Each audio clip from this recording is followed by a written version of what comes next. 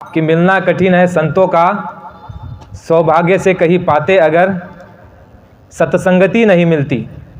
यदि सत्संगति मिलती है जीवन का साफल्य है, और अधिकार उनका क्या कहूँ वो शहंशाह के तुल्य है।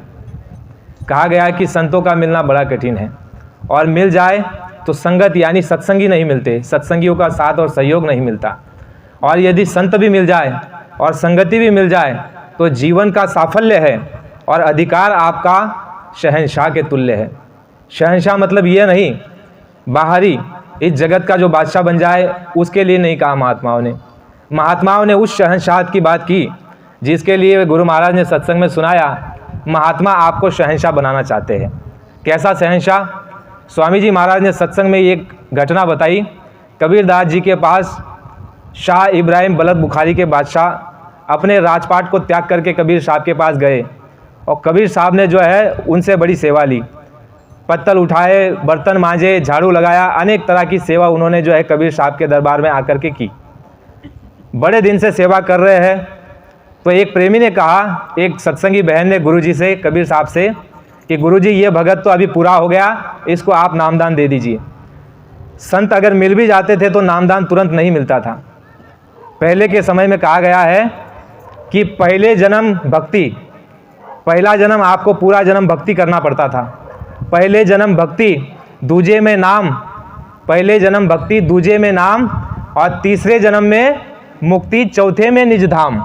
यानी 4 जन्मों में जीवों को पार कराने का ये महात्माओं का, संतों का ठेका और ये वचन होता। तो बलक बुखारी के बादशाह बड़ी सेवा करते थे कबीरदास जी के पास। तो शिष्या को, गुरु बहन को ये लगा कि ये पक्के हो गए, अभी इनको नामदान दे दिया जाए। गुरु महाराज से अर्जी और फरियाद की। तो कबीर साहब महात्मा जो होते हैं वो त्रिकालदर्शी, भूत भविष्य वर्तमान को जानते हैं, और आपके और हमारे अंतर आत्मा में कितना मैल है उस सब बातों को वो अच्छे से जानते हैं। तो महात्मा जी ने शिष्य को कहा, शिष्या को, कि बेटी इसमें अभी महिलाई बाकी है, इसमें अभी अहंकार है, इसे के अंदर में अभी घमंड है, और अभी वो घमंड गया नहीं है। लेकिन शिष्या कहने लग गई, नहीं गुरुजी, मैं आपकी बात नहीं मानती। ये तो बड़ा अदब से और सबसे प्रेम से व्यवहार करता है, सबसे प्यार से बात करता है, सबकी सेवा करता है, और इसको जो है नामदान अभी मिल जाना चाहिए। तो कबीर साहब ने कहा कि तुमको देखना है कि ये पक्का हुआ कि कच्चा है? तो शिष्या ने कहा हाँ देखना है।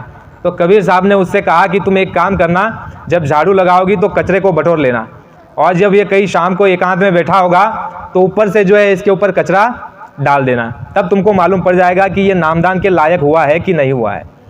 शिष्या ने वैसे ही किया, झाड़ू लगाया तो जो कूड़ा कचरा साफ किया, और इकट्ठा होने के बाद उस बलक बुखारी के बादशाह जिसने राजपाट छोड़ करके शिष्य धर्म को अपनाने के लिए तैयार हुआ, उसके ऊपर जैसे ही कचरा डाला तो शाह बलक बुखारी के बादशाह का जो है बादशाहत जाग गई।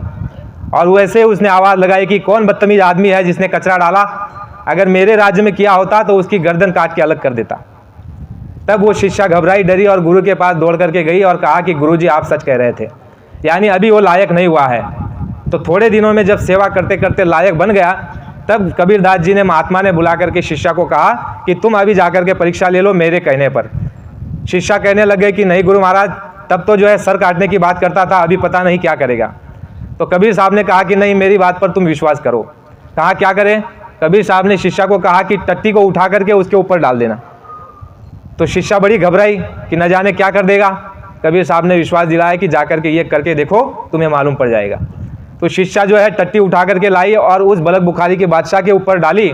तो बलक बुखारी का बादशाह जब देखता है कि सर पर टट्टी डाली गई है तो धीरे से बोलता है, अरे कोई बात नहीं, कोई बात नहीं, मेरे अनंत जन्मों की जो है गंदगी को और टट्टी पेशाब को जो है मेरे गुरु ने साफ कर दिया, तो इस टट्टी पेशाब की क्या बात है, इसको भी मैं साफ कर दूंगा।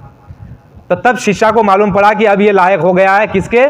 नामदान के। नामदान के ये लायक हो गया है। तब कबीरदास जी के पास जाकर के शिष्या ने कहा कि गुरुजी अभी वो लायक हो गया, उसका अहंकार, घमंड और गुरूर ये समाप्त हो गया, अभी उसको नामदान दे दिया जाना चाहिए। तो जब कबीरदास जी ने उसको नामदान दिया तो देखो बादशाहत, बाबा जी ने कहा कि जब ये अमोलक धन नामदान, यह जब सूरज शब्द योग का मार्ग, जब संत सदगुरु जो है नाम भेद गुप्त भेद जो जीवों को जब बख्शते हैं, तो स्वामी जी महाराज ने कहा कि इस दौलत को पाकर के बड़े बड़े राजा जो है अपने राजपाट को ठोकर मारकर जंगल की राह पकड़ लेते। ये वह दौलत है। गुरु महाराज ने कहा कि जिस दौलत को पाकर के मीरा ने अपने राज दरबार को छोड़ दिया, ये वह दौलत है जिसको शाह इब्राहिम ने पाकर के अपने राजपाट को ठोकर मार दी। स्वामी जी महाराज ने कहा कि जब उसे नामदान मिला तब उसने निरंतर साधना की, भक्ति की, सेवा की, और जब वो पारंगत हो गया, जब वो सक्षम और पूर्ण गति को प्राप्त हो गया, तो जाकर के कबीर साहब ने उसको कहा कि तुम अभी पूरे हो गए, तुम यहाँ से चले जाओ। और उसके राज में ये ढिंडोरा पीटा गया कि महाराज की खोज की जाए।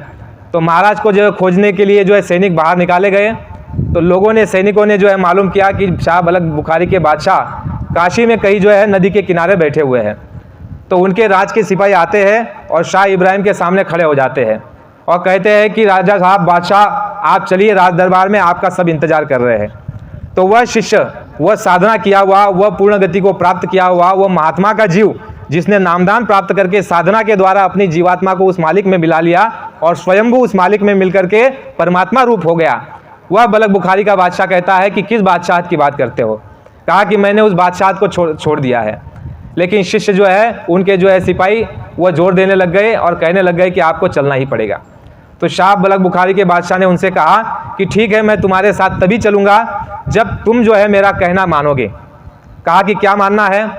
राजा ने कहा कि एक काम करो, वह जो है अपनी गुदड़ी को सिल रहे थे सुई से, उठा करके जो है नदी में फेंक दिया और सिपाहियों को कहा कि नदी में से सुई उठा करके लेके आओ। जब तुम सुई उठा करके ले आओगे तो मैं तुम्हारे साथ आने के लिए तैयार हो जाऊंगा, क्योंकि तब तुम मेरा आदेश मानोगे तो मैं मानूंगा कि हाँ मैं बादशाह हूँ और तुम मेरे सिपाही हो। तो सिपाहियों ने कहा कि राजा साहब चलिए, राज दरबार में आपको जो है सुइयों का ढेर लगा देंगे। राजा साहब कहता है कि नहीं, मुझे वही सुई चाहिए। तो सैनिक गए और ढूंढ रहे हैं, लेकिन बहुत देर तक ढूंढा, कुछ मिला नहीं। हार करके जो है सामने आकर के खड़े हो गए, हाथ जोड़ दिया कि हमसे वो जो है ढूंढा नहीं जा रहा है, आप चलिए राज दरबार में।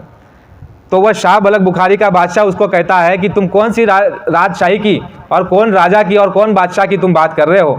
तुम मेरे एक आदेश पर नहीं चल सकते, तो ऐसे राजपाट का मैं क्या करूं? तुम देखना चाहते हो कि मेरे गुरु ने मुझे कौन सी बादशाहत बख्शी है? तो सिपाही कहते हैं कि दिखा दीजिए। जैसे ही उस शाह बलख बुखारी के बादशाह ने जो आंखें बंद की, थोड़ी देर में मछली जो है अंदर से, नदी के अंदर से सुई लेकर के बाहर आती है और वह खड़ी हो जाती है। शाह इब्राहिम उन सैनिकों को कहते हैं कि देखो, मेरे गुरु ने मुझको ये बादशाहत दी है, ये बादशाहत बड़ी है या वो बादशाहत? तो सिपाहियों ने कहा कि ये बादशाहत बड़ी है और लौट करके चले गए। तो गुरु महाराज ने कहा कि संतों का मिलना कठिन है, सौभाग्य से कहीं पाते अगर तो सत्संगति नहीं मिलती। लेकिन आपको नामदान भी मिल गया, संगत भी मिल गई।